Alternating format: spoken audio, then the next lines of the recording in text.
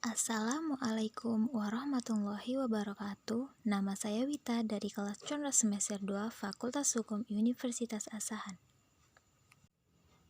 Saya akan menjelaskan profesi apa yang saya inginkan setelah mendapat gelar sarjana hukum di Fakultas Hukum Universitas Asahan. Dan profesi yang saya inginkan adalah menjadi seorang pengacara.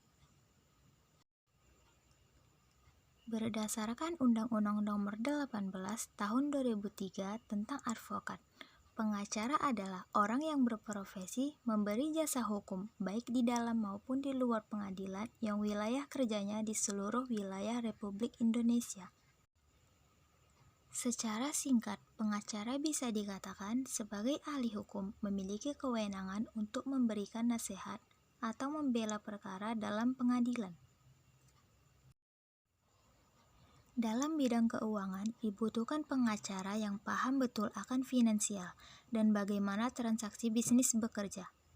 Karena sugesti atau saran yang mereka berikan dalam setiap transaksi akan tercermin dalam buku perusahaan. Syarat menjadi seorang pengacara profesional di Indonesia. Yang pertama adalah lulus sebagai sarjana hukum. Sebagai seorang pengacara, perlu memiliki pengetahuan dan ilmu yang mendalam mengenai hukum yang berlaku. Tidak mungkin seorang pengacara tidak memahami perihal hukum. Oleh karena itu, seorang pengacara diharuskan telah menyelesaikan studi, minimal tahap sarjana di jurusan hukum di Fakultas Hukum. Jurusan hukum biasanya terbagi menjadi beberapa minat atau subjurusan. Sebut saja hukum militer, hukum pidana, hukum perdata, hukum syariat Islam, hukum tata negara, dan lainnya. Untuk menjadi pengacara, kalian dapat memilih salah satu dari subjurusan tersebut. Yang kedua, menempuh pendidikan khusus profesi advokat. Setelah meraih gelar sarjana hukum, perlu menempuh pendidikan khusus profesi advokat. Pendidikan keprofesian ini biasanya diselenggarakan oleh organisasi advokat yang terhubung di dalam Perhimpunan Advokat Indonesia.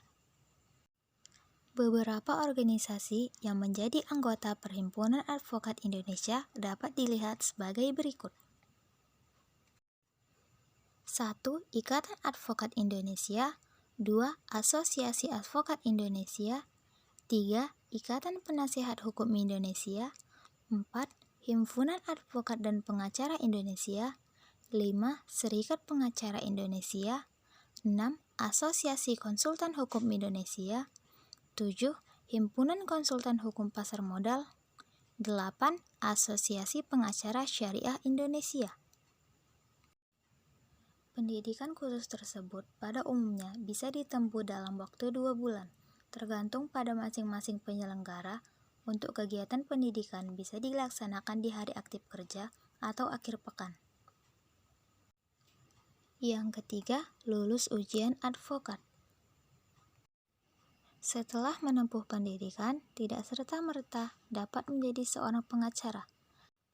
Agar dapat dikatakan lulus PKPA, ada ujian advokat yang harus dihadapi. Ujian yang diberikan bukan hanya sebagai formalitas belaka.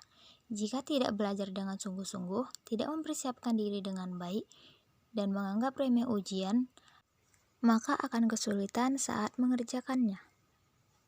Ujian yang diberikan bisa saja berupa pertanyaan objektif, penyusunan surat kuasa, penyusunan gugatan wan prestasi, atau penyusunan gugatan perbuatan melawan hukum. Semua itu tergantung pada studi kasus yang diberikan. Yang keempat, magang di kantor advokat. Perjalanan menjadi seorang pengacara tidak cukup sampai di situ.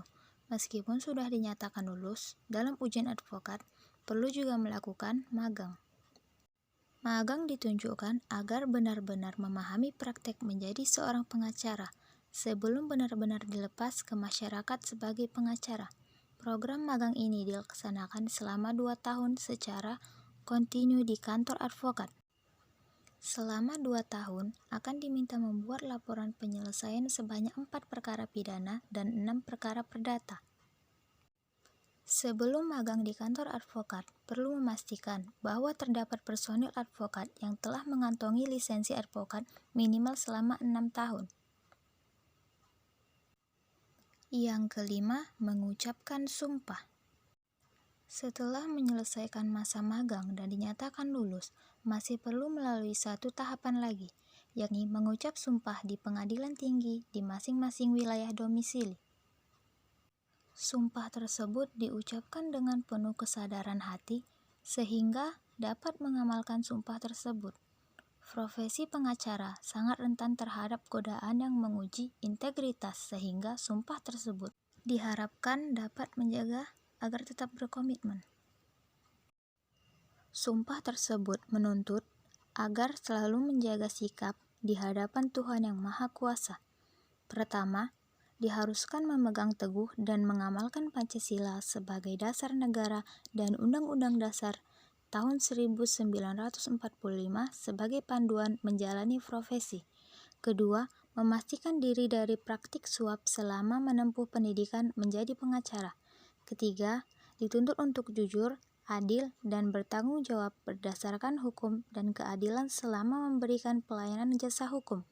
Keempat, berjanji bahwa ke depannya tidak akan melakukan praktek suap untuk memenangkan klien. Kelima, berjanji bahwa akan menjaga kehormatan, martabat, dan tanggung jawab sebagai advokat. Keenam, berjanji bahwa tidak akan menolak untuk melakukan pembelaan dalam rangka memberikan jasa bantuan hukum di dalam suatu perkara. Bahkan, diharapkan menjalankan kewajiban secara maksimal tanpa memandang bulu. Klien yang berasal dari kelas bawah, menengah, dan atas harus mendapatkan layanan hukum. Menjadi pengacara memang tidak mudah. Diharapkan memiliki dedikasi yang tinggi pada etika profesi sebagai pengacara, bahkan ketika klien tidak memiliki dana yang cukup untuk membayar. Setelah mengucap sumpah, akan menerima berita acara sumpah yang berlaku seumur hidup. Disahkan sebagai seorang pengacara dengan adanya berita acara sumpah, dan akan mendapatkan kartu tanda advokat untuk jangka waktu tertentu yang dikeluarkan oleh organisasi advokat. Kualitas diri agar menjadi pengacara yang sukses. Untuk menjadi pengacara yang sukses, perlu menjadi pengacara yang unggul dibandingkan dengan pengacara yang lain. Keunggulan tersebut dapat diraih dengan mengasah diri agar memiliki kualitas yang mumpuni. Kualitas tersebut dapat dibentuk dengan kebiasaan-kebiasaan yang dilakukan secara konsisten dan kontinu. Kualitas apa saja yang perlu dimiliki agar menjadi pengacara yang sukses? Yang pertama, menikmati diskusi dan berargumen dengan baik. Banyak melakukan diskusi dapat melatih kemampuan seorang pengacara dalam berargumen. Semakin banyak diskusi, semakin terasah kemampuan dalam berargumen. Semakin baik kemampuan berargumen, maka akan meningkatkan potensi untuk memenangkan kasus yang ditangani. Di dalam persidangan nanti, akan melakukan adu argumen hingga titik nadir dengan lawan pengacara yang berada di pihak lain dan para hakim, baik ketika mengungkap fakta atau menyanggah pendapat pihak lain, tidak akan dapat dimenangkan jika tidak memiliki kemampuan berargumen yang baik. Oleh karena itu, penting sekali untuk menikmati setiap diskusi yang dilakukan dengan siapa saja. Yang kedua, negosiasi yang handal. Dalam persidangan akan menjalin kesepakatan dengan semua pihak yang terlibat. Sebelum kesepakatan tersebut terjadi, akan dihadapkan pada situasi tawar-menawar. Kemampuan negosiasi dapat menjadi kunci keberhasilan dalam proses tawar-menawar ini. Sebelum masuk ke dalam kondisi yang lebih rumit, dapat memilih kondisi yang tidak terlalu menyulitkan. Misalnya daripada kalah 100%, lebih baik kalah 60%, karena 40%-nya yang dinegosiasikan meringankan atau mempermudah klien. Yang ketiga, emosi yang stabil. Banyak sekali momen-momen yang menguras emosi selama persidangan berlangsung. Misalnya, argumen yang disampaikan lawan tidak masuk akal dan jauh dari fakta. Tentu hal tersebut memancing emosi. Memiliki emosi yang stabil dapat menguntungkan pihak. Sekeras apapun usaha lawan untuk memprovokasi, mengungkap data yang keliru, atau melontarkan tuduhan tak berdasar, kalian akan tetap tenang seakan tidak terpengaruh. Pada akhirnya, mereka sendiri yang akan tersulut emosinya jika kalian stabil secara emosi. Tidak hanya itu, tidak sedikit pengacara yang menemui jalan buntu dalam menangani kasus. Tekanan dari pihak pengadilan, lawan, maupun klien dapat mengundang stres dan mengurangi kemampuan untuk berpikir secara jernih. Oleh karena itu, melatih diri agar memiliki emosi yang stabil menjadi mutlak diperlukan. Yang keempat, terorganisir. Pekerjaan yang banyak dan perjalanan kasus yang panjang tentu melelahkan. Jika tidak mengorganisir jadwal dokumen, waktu, dan pekerjaan dengan baik, tentu membuat kewalahan.